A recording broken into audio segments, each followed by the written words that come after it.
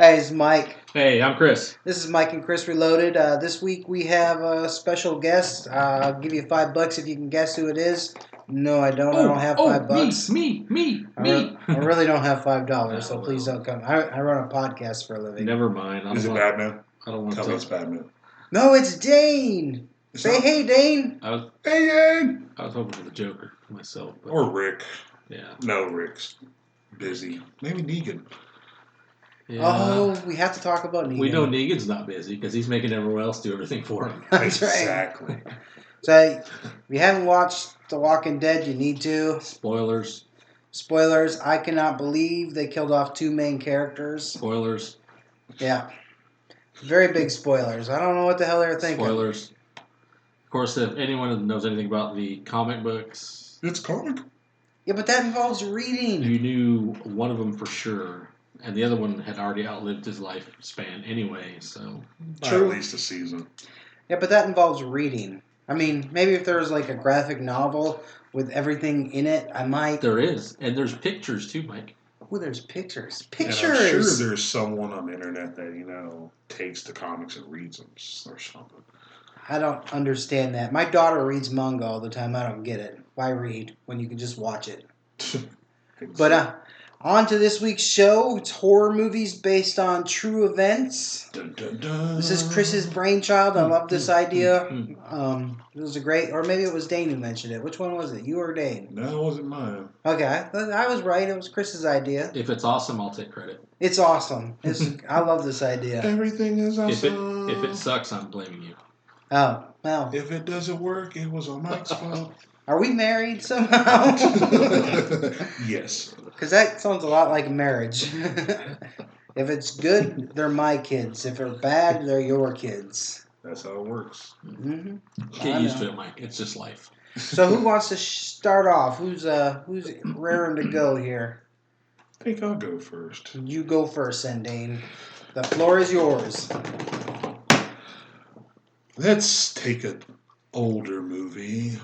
Some of you may not know it, you youngins. Known as The Blob. Oh, I know it. And you roll how old, sir? 31? Yes. 29? Yeah, I give him that. You should have added a 4 in front of that instead of a 3. 439? Which Blob? The original back in 1954, 56? I think it was 56. Or the remake back in 1986? 84, 86. Yep. No, 86, because I was like 2 when I saw that. Or are you talking about the Geico commercial? Oh, Geico. But anyone that knows The Blob knows that a meteor fell from the sky and I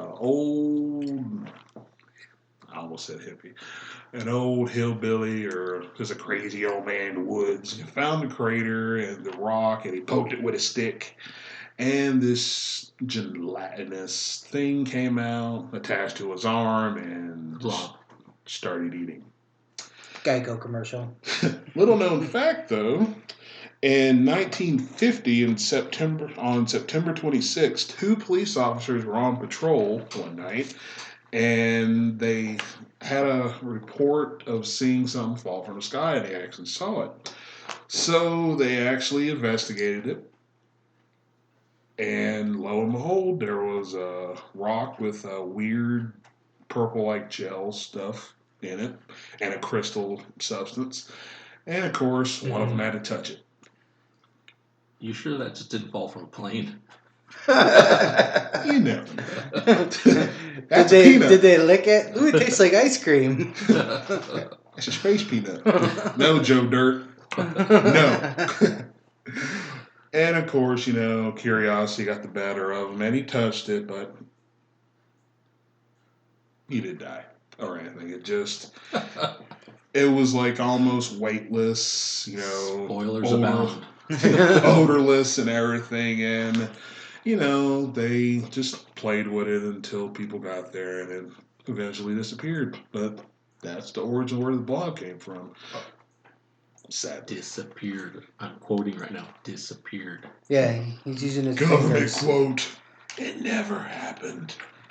So, the first one I got to take up, which is that's going to be a broad spectrum, but I picked the Texas Chainsaw Massacre movie out of 1974, the original one, based loosely on Ed Gein. Ed Gein. I can't believe you did that. I did do that. Edward Theodore Gein. Say the word broad spectrum. Oh, yes. Even though I don't read, I do have a big vocabulary. It's odd. I don't know how that happens. It's all the TV shows I watch. But basically, Texas Chainsaw Massacre, you got a Leatherface wearing the skin of somebody else. They took that from Ed Gein's wearing face skins and trying to be more like his mother. His dead mother. Yeah, his dead mother. The movie that best depicts what he's based off of Ed Gein was the Psycho movie. That was 1960. I'd say that was the best movie that really took the most from Ed Gein. But the man was crazy. Wasn't there something like, I don't know, 8,000-9,000 movies based off Ed Gein? Oh yeah, there's a ton of them. Yeah. There's a ton of them. But I would say that, or no, Silence of the Lambs was another one that was based off of Ed Gein. They also did another good job. But however, in Silence of the Lambs, it was not Hannibal Lecter that was based off Ed Gein. No, it was not Hannibal Lecter. It was actually the Cowboy Ed, Buffalo Bill Killer. Yeah. That's who they based off of Ed Gein. But I mean, the man went around wearing nipples for belts, and he's from Wisconsin. He puts the lotion on, Mike. Yes. But they wore skin suits. The only difference between the Texas Chainsaw Massacre skin suit and Ed Gein was the Texas Chainsaw Massacre. You had Leatherface, who actually had a skin condition that he wanted to hide over. In the reboot, they did a skin condition, but he just wore people's skin. Yeah, but I mean that was the base of what it was. And nowadays, only hipsters wear skin suits. Yes. Or is that skin flutes? Oh, bum. So on to you, Chris. What you got first? First one I got is a movie came out May 5th, 2006, American Haunting. Good movie. Donald Sutherland, Sissy Spacek was in the movie, based off of the Bell Witch, which is, again, like your Ed Gein has actually spawned a few different movies. Like Blair Witch. Blair Witch, obviously. There's a lot of it, the stuff is... it's fact and myth mixed together. It's the guy's name was John Bell Sr. He was alive back in the early 1800s, had a little plantation, and was supposedly had a lot of things happening to him, stuff flying off, things getting kind of like his door being scratched, and things getting flipped over, things of that nature. I gotta pee. The Too many Dr. Peppers. The story was that he supposedly had swindled someone out of some money or a land of some sort, and in the movie, of course, they varied way off on the movie. It's the woman in the movie was being attacked by a spirit all the time, little girl Betsy. Yeah, and come to find out, it was they were trying to get her to basically check out the dad. I guess the dad was always abusing the kids or something, whatever, and it all kind of was like a big cycle of things. That basically the spirit, even though it was kind of more, I guess it wasn't really evil per se. It was more just malevolent. Yeah, malevolent. Or misunderstood. Another big word come out of Mike's mouth. But it was doing that for a reason, to try and push the girl to figure out something, which she ended up doing, and I'm not going to spoil it. Not this one. Not this one? No, people want to actually watch it. But again, it's a lot of fact and myth mixed together. It's one of the older stories out there. Took place in Tennessee back in the early 1800s, like about 200 years ago. So, of course, as you know, as a story goes along, things change as they go. Oh yeah, it's like playing a telephone game. Yeah, but the gist of it, basically, like I said, is and this is the common denominator in all of it, is the fact that the guy actually he did swindle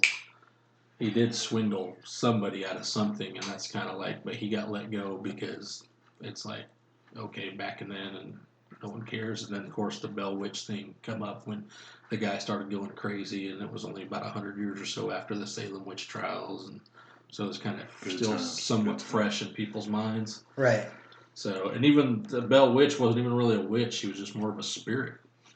So, where they got witch, but I guess it's because they felt he was cursed, so that's what they thought. Well, they could have used the B word, so like, witch. Yeah. I mean, back then, even with being as close as the Salem witch trials and stuff, people were still on edge about witchcraft back in that time. Yeah, I mean, any little thing back then was like, oh, you're a witch or you're evil. Sorceress. Nowadays, we see stuff like that. It's like, ooh, get your camera phone out. Yeah. Boy, how we changed. Right. I don't believe this, but I'm bringing my phone up and recording. Yep. YouTube money.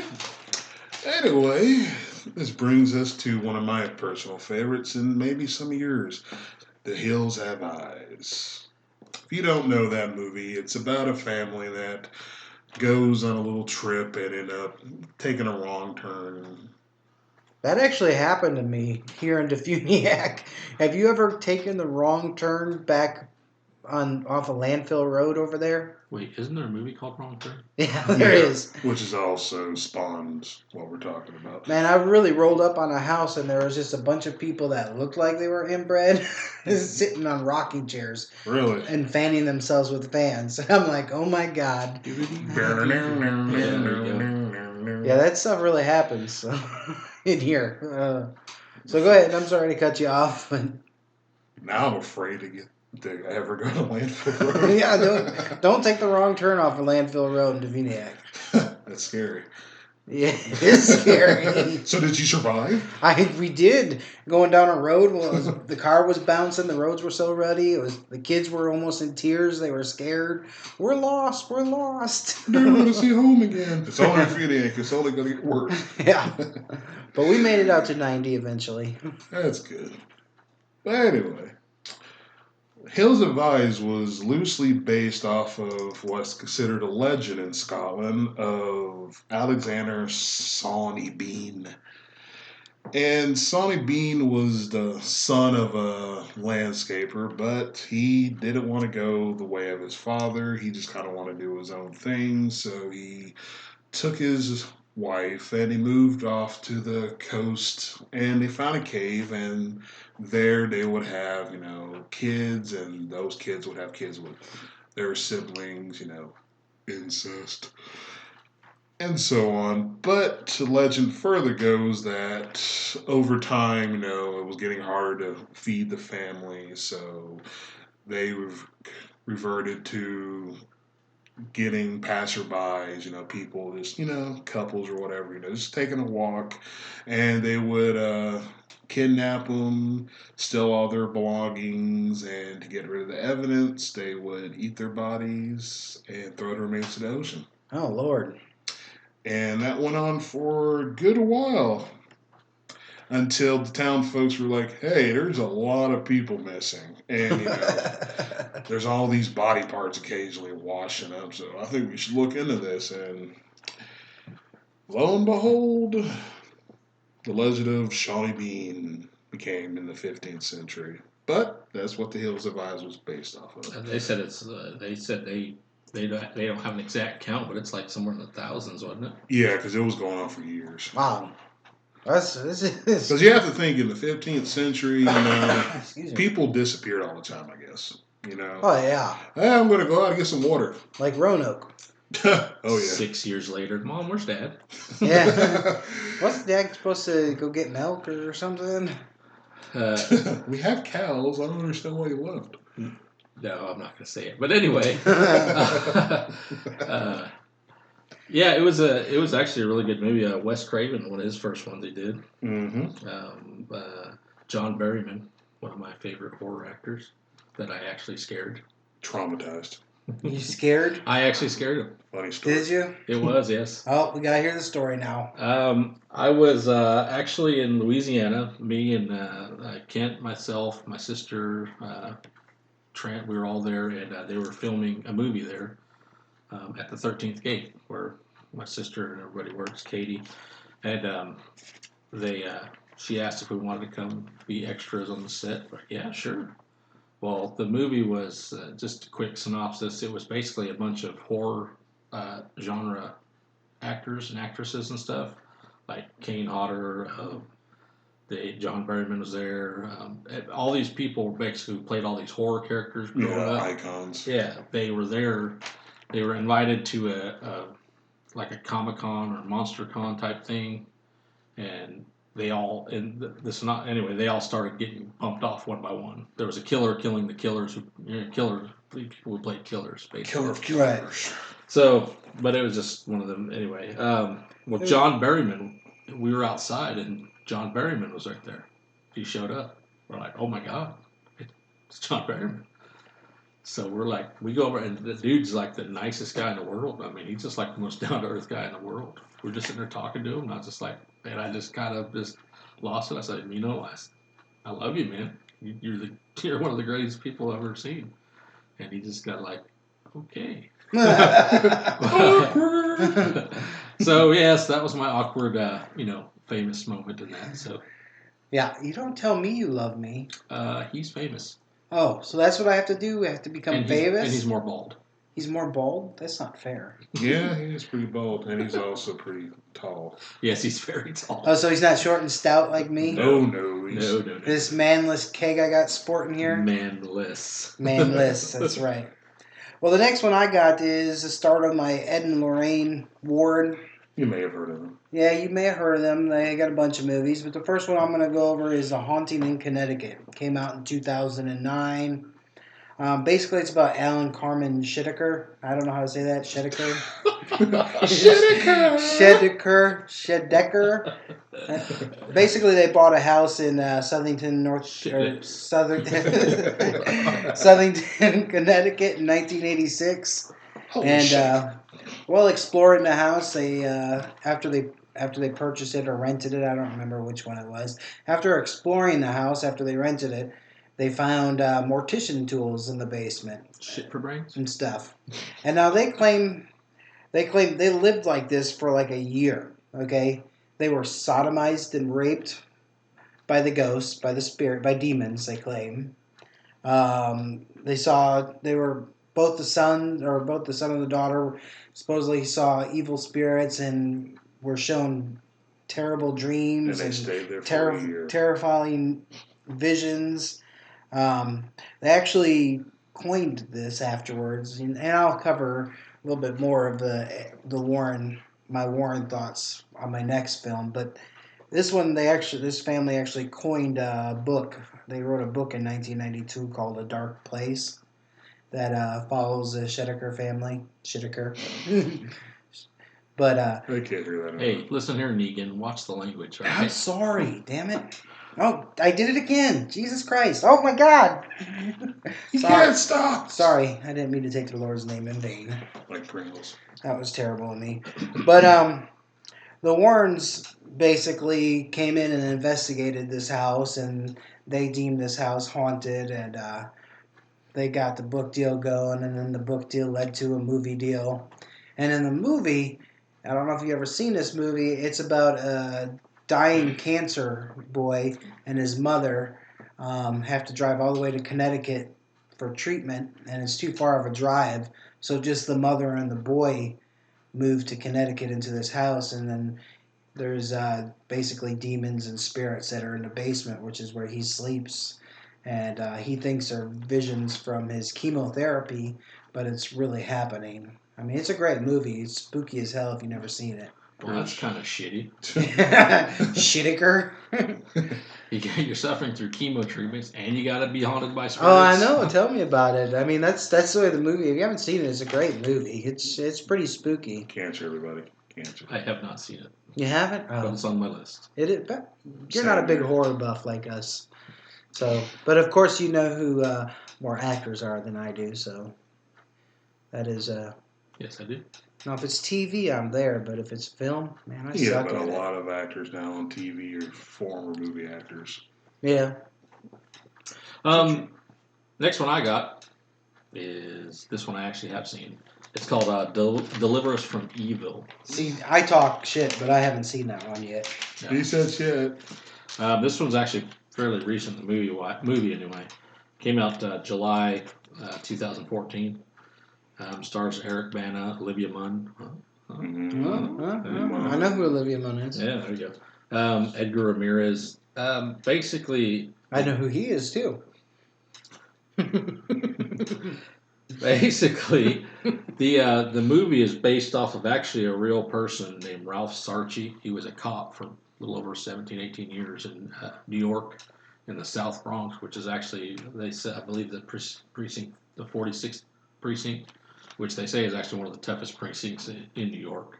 It's New York after all. Yeah, well, it talks about his accounts of the shadows in the night. He calls it. He wrote a book called Beware the Night. Basically, his accountings of all his crimes he come across and how the supernatural ends of it kind of crossed in between them. Now, the movie obviously was way Hollywooded up. A lot of the stuff that happened in the movie had absolutely nothing as far as anything in that. Even the priest that shows up and does the exorcism, Edgar Ramirez, it's not even one guy. It's based off of two guys who are actually, one of the name was Father Mendoza, and the other guy was a Bishop, or Father Mendoza was the name of the guy in the movie. And he was based off of Bishop Robert McKenna and Father Malachi Martin, who actually Sarchie's kind of mentors. Because after Sarchie retired from the police department, he became a demonologist, they call it. But he's actually still alive. He's doing this today. But he went and studied with the church and everything else, and he goes and he investigates all these paranormal things. The movie was actually really good, and it's basically, it starts off like any other possession or evil spirit, somewhere in the Middle East. They find some ancient cave somewhere that releases some, evil spirit, and then some military guys, they come back, and all kinds of crap starts happening, and, an exorcism ensues. But as far as like the guy Ralph Sarchie goes, I mean, he was never like deemed crazy or nothing. He was a highly decorated officer. And, but he saw things as he was, because he worked a midnight shift from midnight to 8 in the morning. Right. So he saw a lot of things that most people during the day won't see. And his theory was based off the shadows in the night. So that's what they call it, was where you get, the book he wrote, Beware the Night.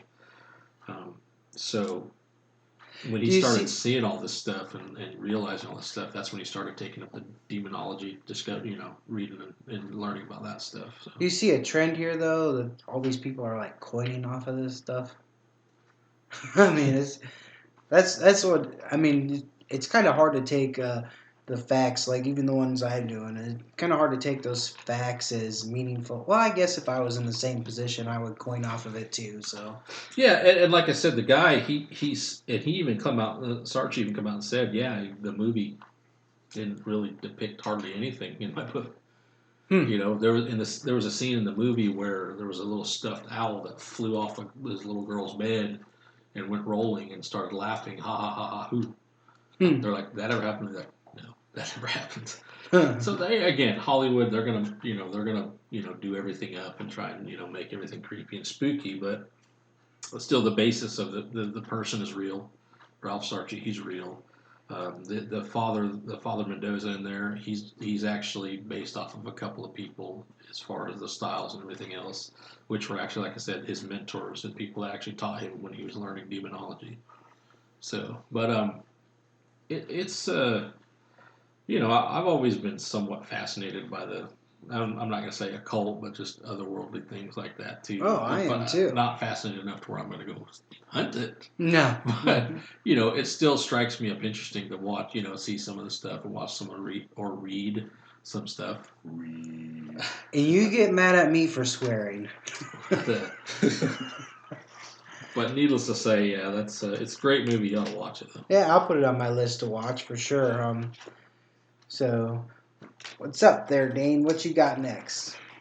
I have a little movie that some people remember from was it 2000s Jeepers Creepers? I don't think I actually ever. Early 2000. 2000s. I think it was actually 2000. I don't think I ever seen that. It was movie. like 2001. Yeah. No. Yeah, 2001.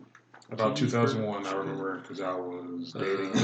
Put those peepers. Justin Long was in the movie. Yep, good old Justin Long and his sister, who, actress-wise, I don't remember her name because I've never seen her in anything else. But, little known fact, that was based off of an actual event of two eyewitnesses that saw a man disposing of a body behind an abandoned, instead of church, like in the movie, it was an abandoned school. And they were on a Sunday drive in the 90s or so. And they just ended up the wife ended up looking over and seeing a bloody sheet.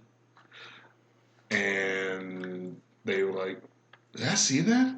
And, it just kept going because, there was no cell phones then and anything. So they just kept going. And then out of nowhere, vans just started to tail them and just like almost run them off the road. It just followed them for a couple miles and it just sped off.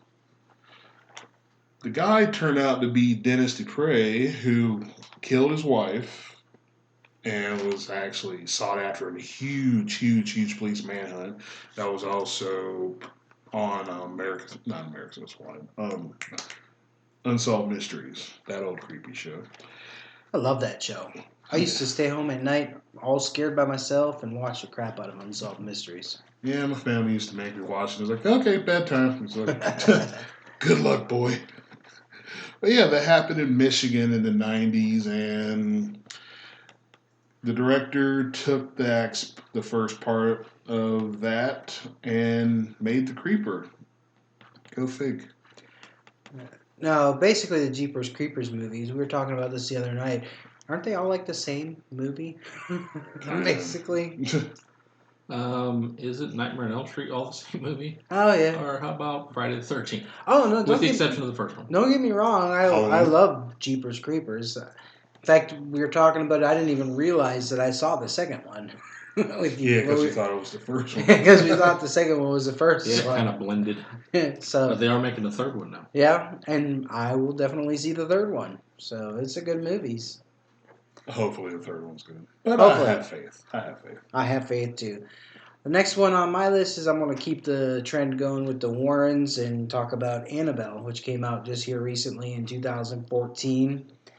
Basically, it's a doll that I don't want to say it doesn't come to life like Chucky, but it in the movie some Satan worshippers put a demon inside the doll, and in real life that never happened.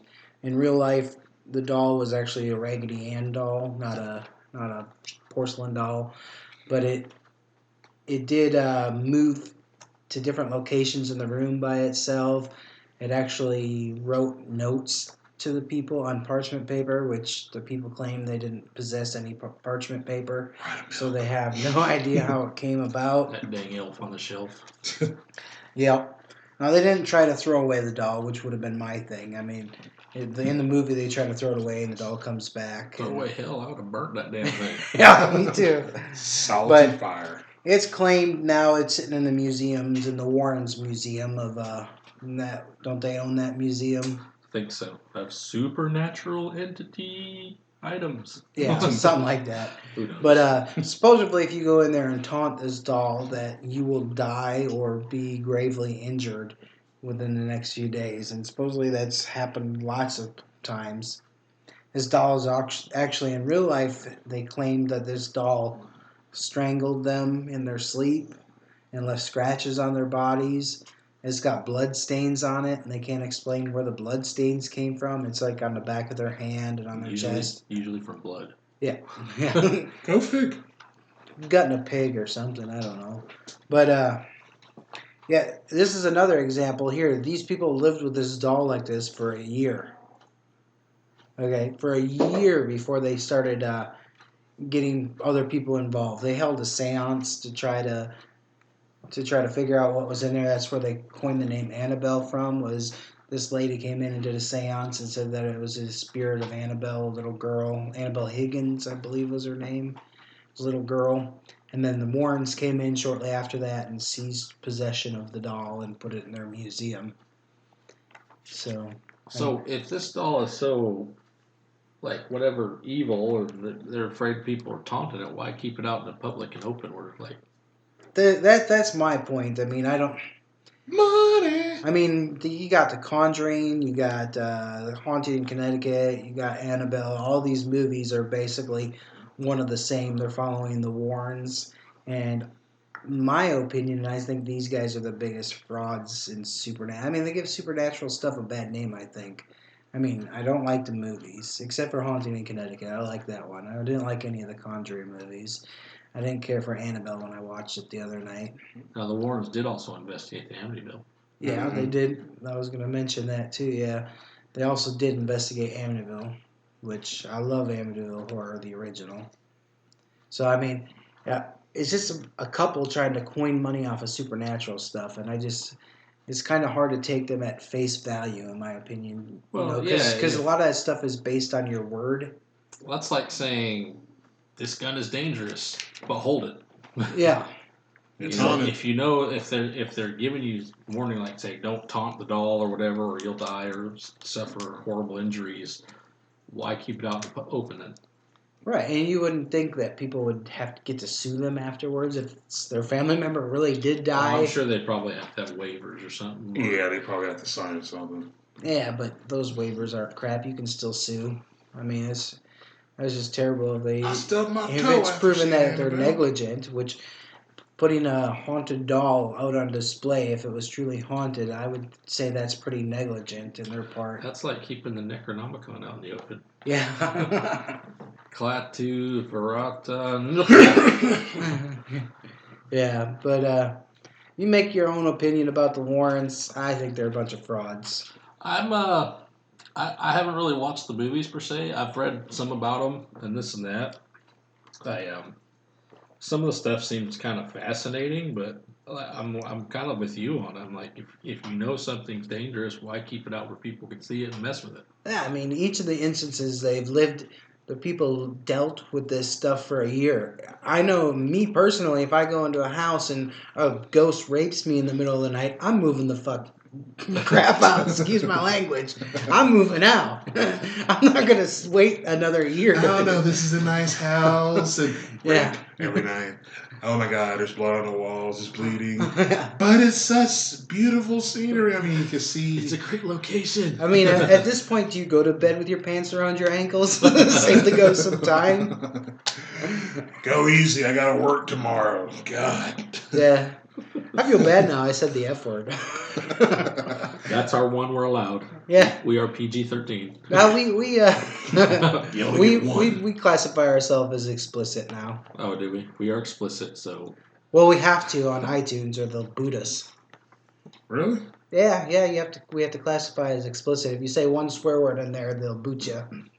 Just Mike is explicit. Yes, I have a potty mouth. Explicit Mike. He's getting raped all the time, apparently. But the house is beautiful, and he can't find himself to move. Oh, boy.